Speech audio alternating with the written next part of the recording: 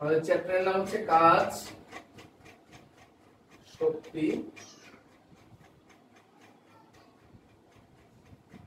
ও ক্ষমতা।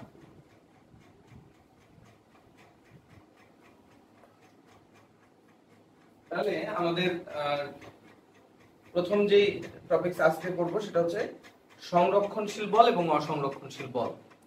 একটি কণা যদি পূর্ণ চক্র সম্পূর্ণ করে আদি বিন্দুতে ফিরে আসে,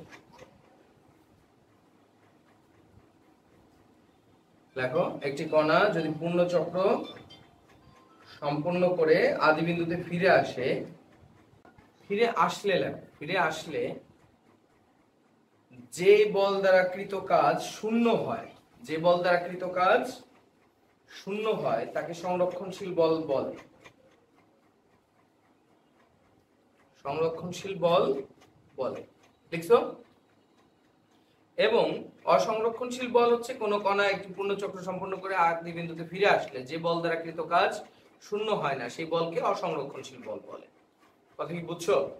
তাহলে ব্যাপারটা খেয়াল করো যে একটা পূর্ণ চক্র সম্পন্ন করে আদি বিন্দুতে ফিরে আসলে যদি কাজের পরিমাণ শূন্য হয় তাহলে সেটা কি বল? সংরক্ষণশীল বল। আর যদি কাজের পরিমাণ শূন্য না হয় তাহলে সেটা অসংরক্ষণশীল বল। আর একটু ভালো করে আমরা বোঝার চেষ্টা করি। এদিকে দেখো, যেই বল দ্বারা কৃত কাজ বিপরীত দিকে ফেরত আসলে সম্পূর্ণটাই ফেরত পাওয়া যায়। যেমন এখানে দেখো, আমরা এই যে এই বস্তুটাকে এখান থেকে উপরে উঠাইলাম, আবার যদি আমি নিচে নামাই নিয়ে যাই তাহলে কতটুকু কাজ হলো? শূন্য। কথা কি বুঝছো? কারণ ওঠানোর সময় আমি যে যতটুকু শক্তি ব্যয় করছি, নামানোর সময় সেই শক্তিটা আবার কি পাওয়া যায়? ফেরত পাওয়া যায়। তাহলে এটা হচ্ছে সংরক্ষণশীল বল। মহাকর্ষ বল, তাহলে উদাহরণ লেখো, মহাকর্ষ বল একটি সংরক্ষণশীল বলের উদাহরণ, তাই তো? কারণ এই ক্ষেত্রে কি হচ্ছে, বলের দ্বারা কৃত কাজ পূর্ণ চক্র শেষে শূন্য আসতেছে বা বিপরীত দিকে গেলে কাজ ফেরত পাওয়া যাচ্ছে। এখন দেখো, অসংরক্ষণশীল হলে কি হতো? অসংরক্ষণশীল বল কি? আমি যদি এইটাকে কোনো বস্তুর সাথে ঘষি, এদিকে দেখো, এটাকে যখন আমি ঘষতেছি তো যখন যাচ্ছে তখন যতটুকু কাজ হচ্ছে ফেরত আসার সময় ফেরত পাচ্ছি ওইটুকু? উৎপন্ন তাপটাকে আবার ফেরত পাচ্ছি নাকি আরো বেশি তাপ উৎপন্ন হচ্ছে? তাহলে এটা অসংরক্ষণশীল বল, কারণ বিপরীত দিকে ফেরত আসলে ফেরত তো পাওয়াই যায় না, আরো ব্যয় হয়। কথা কি বুঝতেছো? তাহলে ঘর্ষণ বল একটি কি বলের উদাহরণ?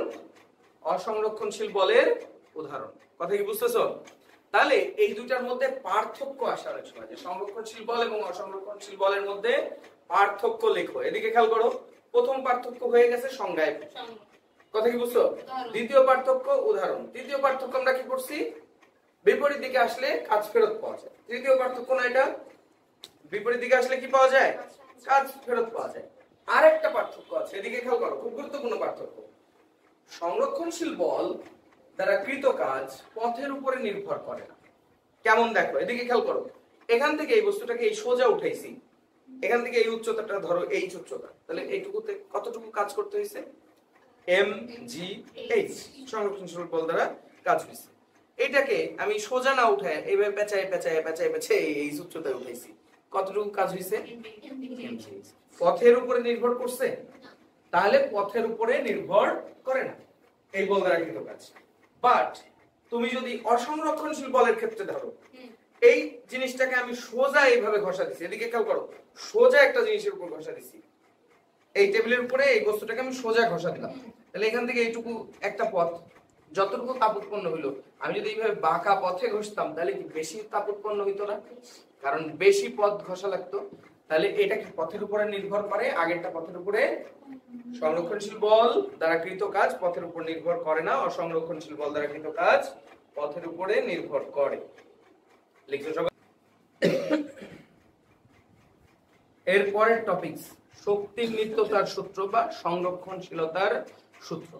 শক্তির নিত্যতা বা সংরক্ষণশীলতার সূত্র।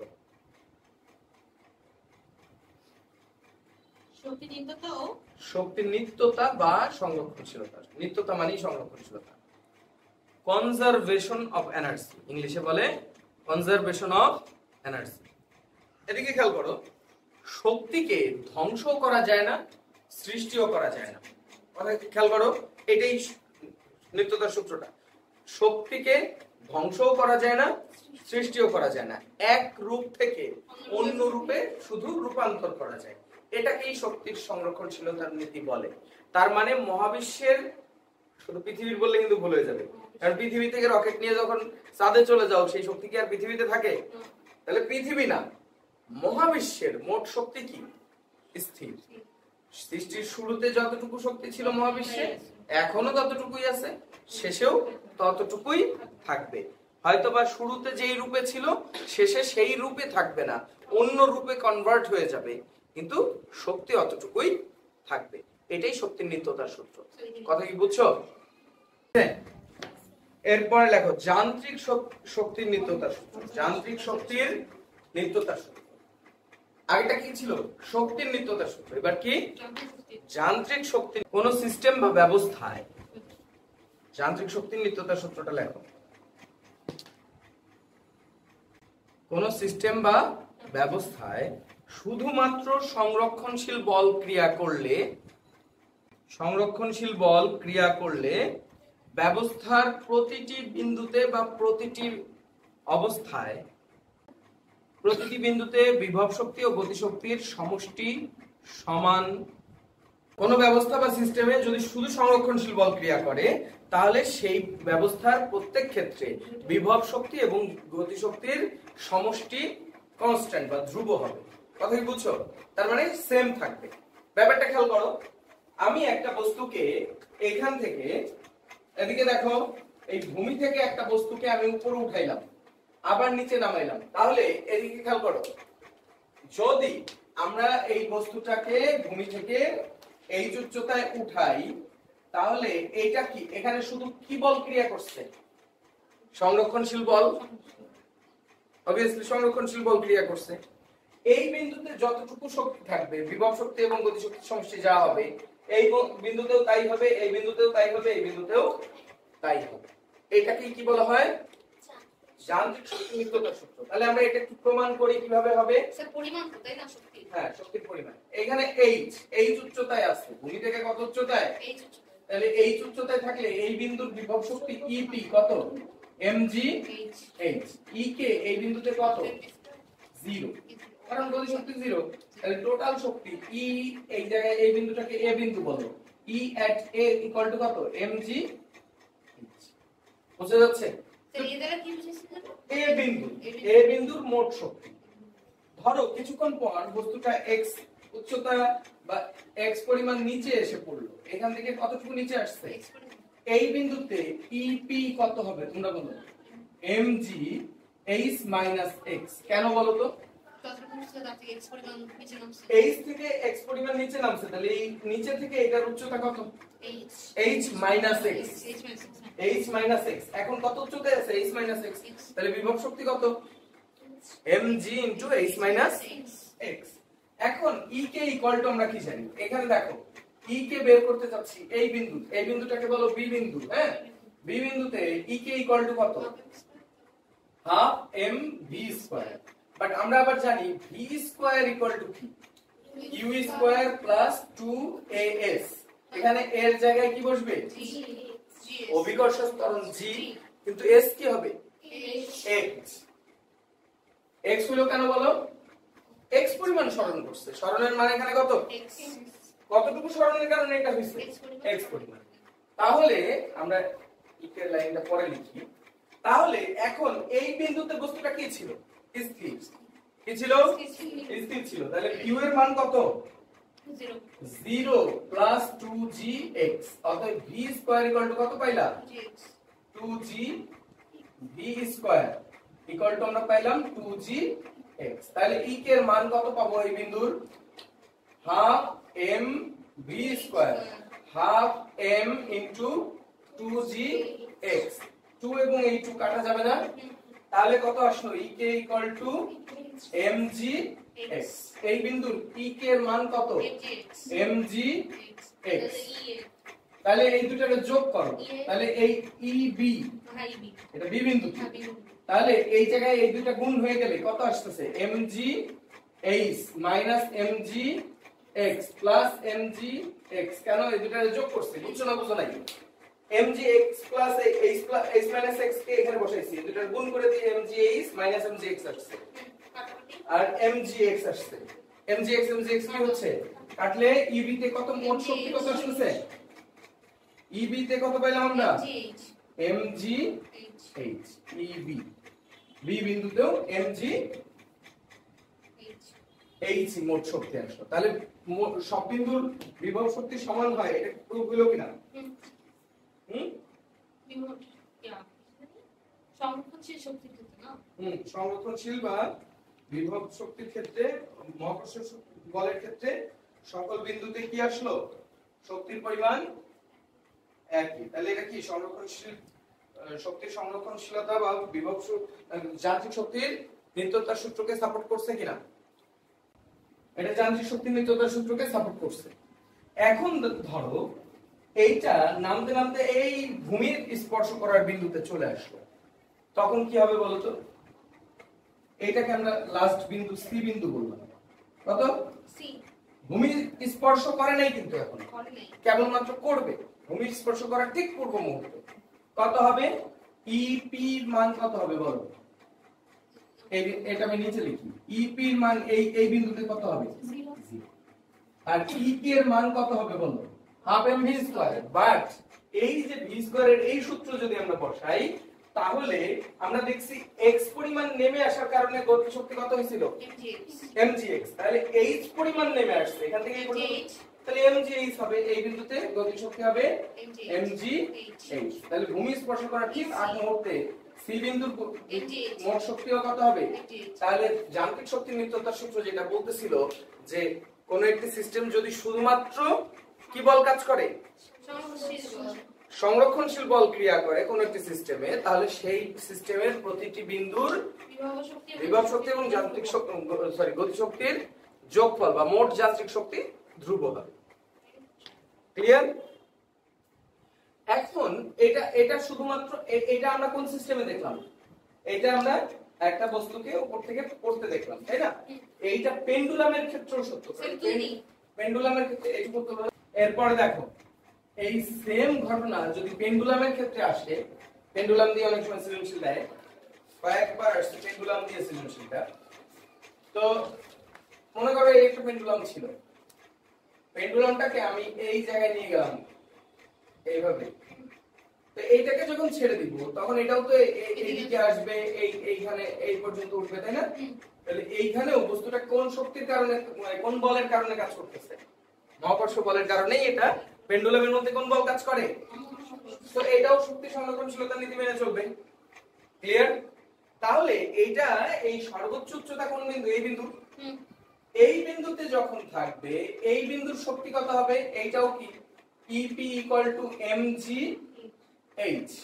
আর EK 0 কারণ এই বিন্দুতে যে একটু স্থির হয়ে যায় ওই বিন্দুতে কি হয়ে যায় স্থির হয়ে যায় দোলনা না এটা একটা দোলনা তো একটা এক ধরনের ওয়ান কাইন্ডস অফ পেন্ডুলাম তো দোলনার কথা চিন্তা করো দোলনার কোথায় দাঁড়ায় ধাক্কা দাও তোমরা পিছনে ঠিক পিছনে যেই পর্যন্ত আসে ওইটা তাই না কারণ কি বলতো ওইখানে এসে দেখবা দোলনাটা স্থির হয়ে যায় তুমি যদি দোলনা ধাক্কা দিয়ে একটু আগে যায় দাঁড়াও তাহলে কি ঘটবে বলতো তাহলে তুমি এই জায়গায় দাঁড়াও কেন বলো এই জায়গায় দাঁড়াও কেন এই জায়গায় এসে বেগ স্থির হয়ে যায় কারণ সর্বশেষ বিন্দুতে যে গতিশক্তি 0 হয়ে যায় ক্লিয়ার এই তাহলে দেখো ফিজিক্স না জানাও এই জায়গায় কি পিছনেই দাঁড়াও নাকি কেন দাঁড়াও এবার ব্যাখ্যা করতে পারবে না তাহলে এই বিন্দুতে টোটাল ই কত mgh এখন এই জায়গায় মনে করো এই বস্তুটা কিছুক্ষণ পরে তো এখানে চলে আসবে বি বিন্দু এটা এ বিন্দুতে তাই না এ বিন্দুতে আমরা মোট শক্তি এ বিন্দুর হিসাব করছি বি বিন্দুতে কি হবে বি বিন্দুতে ওই একই ভাবে এটা ইপি হবে mgh মাইনাস x আর ইকে হবে mgx ওই যে আগে হিসাব করে রাখছি তাহলে মোট শক্তি ইবিও হবে কত mgh এখন আমাদের কথা হচ্ছে h কোনটুকু x কোনটুকু এটা হিসাব করা h হচ্ছে এখান থেকে এই পর্যন্ত এই উচ্চতাটার নাম কি h এইখান থেকে এইটুকুর নাম কি x এইটুকুর নাম হচ্ছে কি h মাইনাস x। কথা কি বুঝতেছো? এইটুকু h, এই উপর থেকে যতটুকু নেমে আসছে এটুকু কি x, তাহলে এইটুকু ক্লিয়ার। এখন এখন আসো, তোমাকে কিন্তু এইভাবে সোজা সবটা h x এগুলো দিবে না। খেয়াল করো, সৃজনশীলে যখন দেয় এই টপিকসটাকে কিভাবে দেয় সেটা একটু দেখি। এই টপিকসটাকে দেয় এই যে এই দৈর্ঘ্যটা, এই পেন্ডুলামের লেন্থটা দিয়ে দেয়, এটাকে আমরা বলি l। পেন্ডুলামের লেন্থটা কি বলি? পেন্ডুলামের লেন্থ হচ্ছে l, পেন্ডুলামের কার্যকরী দৈর্ঘ্য। এবং তোমাকে আরেকটা জিনিস দেওয়া থাকবে, এই যে এই কোণ দেওয়া থাকবে, এই কোণের মান ধরো আলফা, এই কোণের মান ধরো, এই কোণটার মান ধরো থিটা, এরকম। এখানে আলফা থিটা বলতেছি, কিন্তু দেওয়ার সময় তো 30 ডিগ্রি 15 ডিগ্রি এইভাবে দেব। কথা কি বুঝছো? থিটার মান ধরো একটা দিল, আলফা হচ্ছে 30 ডিগ্রি আর থিটা হচ্ছে 15 ডিগ্রি, দিতে পারে না? এই মানগুলোকে ব্যবহার করে তোমার h x এগুলো বের করতে হবে। বুঝতে পারতেছি? এদিকে একটু খেয়াল করো, h x এগুলো কিভাবে বের করা যায়। এখন হচ্ছে আমাদের সেই কাজ। এখন দেখো, এই চিত্রটাকে আমি রিড্র করি। এই মনে করো এ বিন্দুটা এইখানে আছে। এখন যদিও চিত্রে সমান দেখাচ্ছে না, তারপরেও আমরা বলতে পারি কি যে এইটা যদি l হয় এটাও কি l, এটা l না, কারণ কার্যকরী দৈর্ঘ্য তো। সো এইটার মান যদি আলফা হয়, এই যে এটার মান কত দেওয়া ছিল এ বিন্দুর জন্য? আলফা ছিল। বলো তো এইটুকুর মান আমরা বের করতে পারি কিনা এখন? এইটুকুর মান কি বলো? l cos আলফা, এখান থেকে এই পর্যন্ত। বুঝছো? দেখছো? তাহলে উপাংশে বিভাজন এখানেও কাজে লাগতেছে। আমি বলছিলাম না যে উপাংশে বিভাজনের এই জিনিসটা সব অধ্যায়ে কোনো না কোনো ভাবে কাজে লাগবে। এই যে এইটা যদি আলফা হয় তাহলে এইটুকুর নাম কি? এইটুকু l sin আলফা। এটা আমার এখন লাগবে না, আমার লাগবে কি l cos আলফাটা। কেন লাগবে? আমি বলছি কি এখান থেকে এই পর্যন্ত এই বিন্দুর উচ্চতাটাকে আমি কি বলছিলাম? h। এখন বলো তো h পাওয়া যায় কিনা? এখান থেকে এইটুকুই তো h। h তাহলে কি l minus l cos alpha equal to কি h। এটুকু কি বোঝা গেছে? h যে l minus l cos alpha, এটা কি বুঝছো?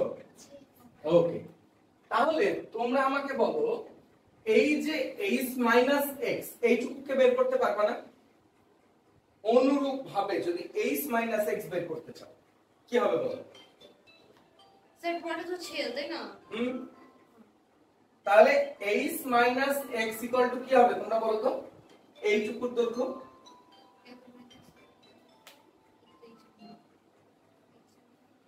h minus x হবে l minus l cos theta।